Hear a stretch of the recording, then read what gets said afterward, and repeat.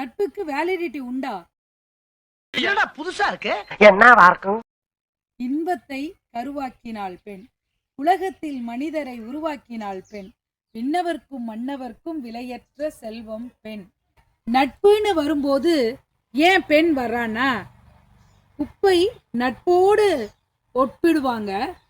அந்த உப்புக்கு கூட அளவு இருக்கு, ஆனா நட்புக்கு அளவே இல்லை.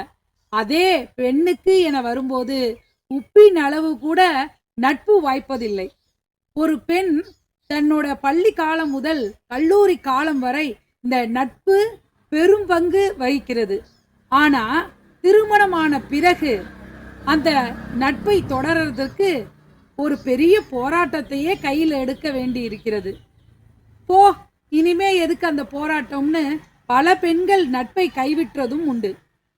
ஆனா அதுக்கப்புறம் பெண்கள் தன் வீட்டில் உள்ளவர்களிடம் அந்த நட்பை தேடுகிறார்கள். இனி இறைவன் வரமெனலாக, மருமகளாக, தாயாக, தாரமாக அமைந்த உறவுகளிடம் நட்போடு இருப்போம். அந்த நட்பையே அவர்களுக்கு பரிசாய் தருவோம். தரலாம் தானே?